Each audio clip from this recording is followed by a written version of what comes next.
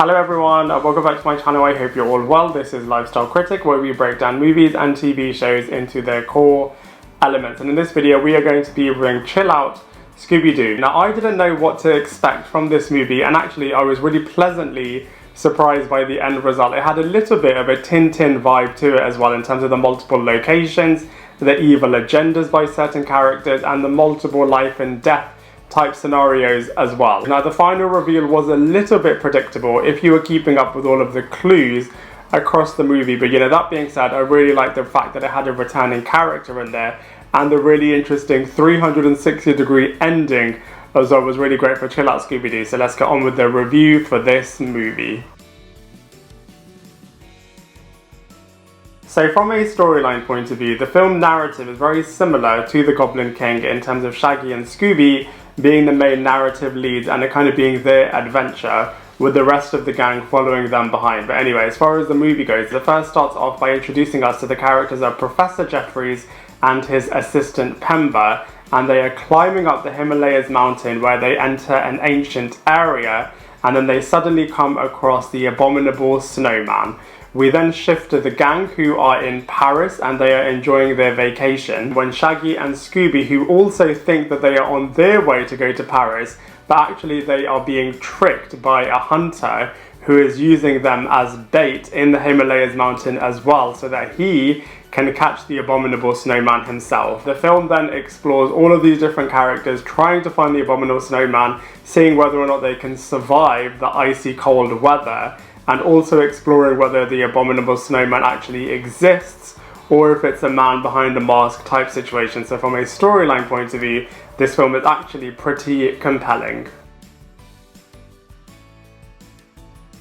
So from a casting characters point of view, the reason that this film is actually pretty compelling is because it's got a great group of supporting casts in this film. So let's go through them one by one. So first up we have Shaggy and Scooby, and like I said, they're the main narrative lead, as these are the two characters that get tricked into going to the Himalaya mountains first. So they're the first ones to meet all of the different characters. They have the most fight and chase sequences and the most number of run-ins with the abominable snowman as well. We then have Fred, Daphne and Velma, who are trying to find Scooby and Shaggy, so are always kind of on their trail, and are putting all of the different clues together to see who is the person behind this abominable snowman encounter. We then have Del Shipman, who came back from the Loch Ness adventure. I won't reveal the reason why he is in this film, but it's really nice that they've continued different narrative leads and different characters popping in from different animation movies, which is really, really interesting. We then have Pemba Sherpa, who is a bit of an innocent guide character. He wants to keep all of the peace with his people, he wants to keep everyone really, really happy, and he also wants to find Shaggy and Scooby as well. We also have his sister, Mingo, who has her own different objectives. She's got a bit of a crush on certain characters as well. We then have Professor Jeffries, who definitely has his own agenda in terms of finding the abominable snowman and also finding the ancient lands within the Himalayas mountains so that he can become really, really rich.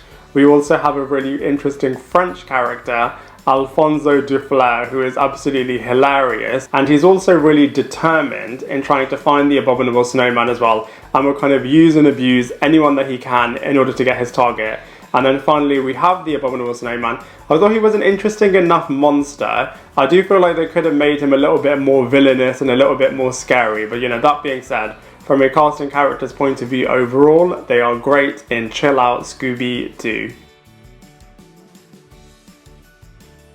So from a visuals point of view, Chill Out Scooby Doo is really, really great. It's set in the Himalayas mountain, which is really, really cool. It lends itself really nicely to great chase sequences and great fight sequences as well. And on that point, there's loads of life or death type scenarios in this movie as well. I won't spoil what happens in the ancient area, but that's really, really beautiful as well. And we also get to go to Paris with the gang as well, which is really, really great. So whilst they could have pushed the visuals a little bit more, I do feel like they worked really, really well for this movie.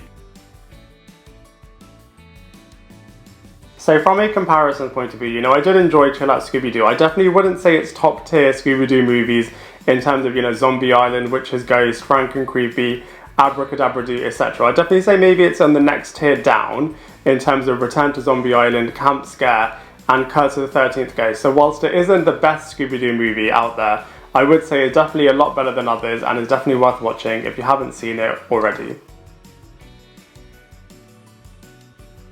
So overall, I did really enjoy Chill Out Scooby Doo. I thought it's a lot better than I thought it was going to be. I thought the narrative of this film was really, really interesting. And I thought the characters in this world were really great as well. In particular, Professor Jeffries and Alfonso de Fleur, and even the High Priest as well from this area. So I think the characters are really, really great. I do feel like they could have pushed those characters a little bit more, and the narrative of this film a little bit more as well, and also really pushed the villain of the film a little bit more as well. But you know, all of that being said, I do think it's a great film, and so for all of those reasons, I'm going to give it a solid 6 out of 10. I'd love to hear what you think, so please let me know in the comment section below. Otherwise, I look forward to seeing you in my next video.